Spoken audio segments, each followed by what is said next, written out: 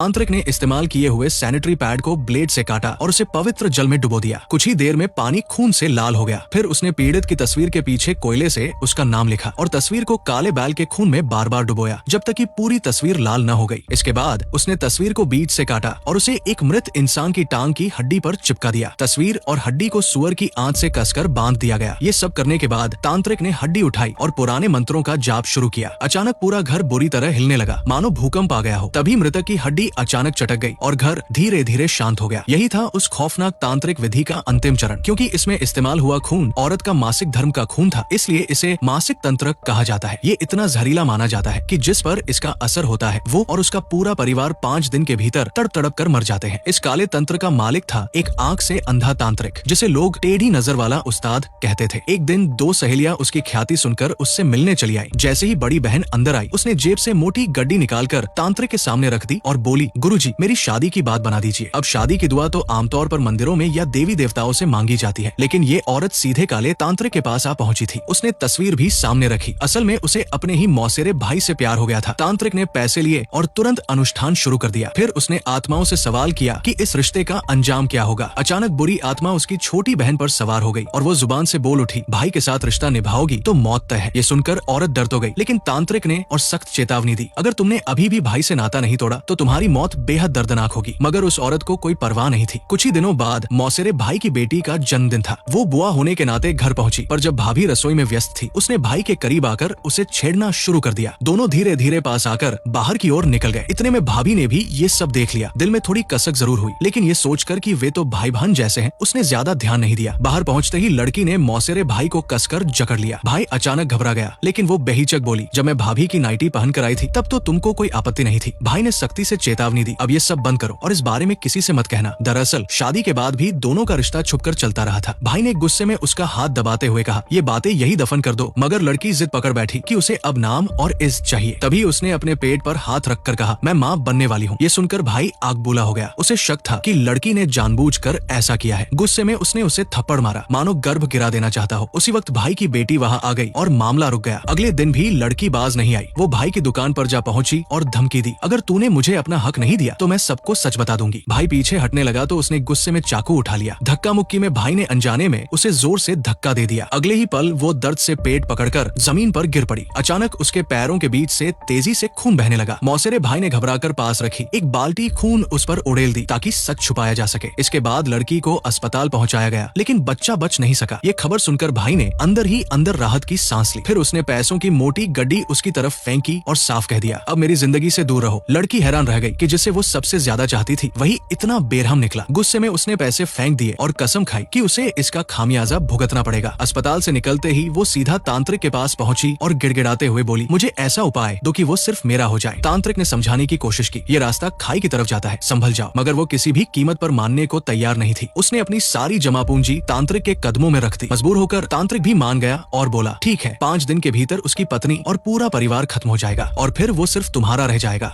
लेकिन इतना खौफनाक तंत्र कभी भी बिना भारी कीमत के पूरा नहीं होता। इस तंत्र को पूरा करने के लिए शिकार का खून या बाल जरूरी थे, बाकी काम तांत्रिक खुद संभाल लेता।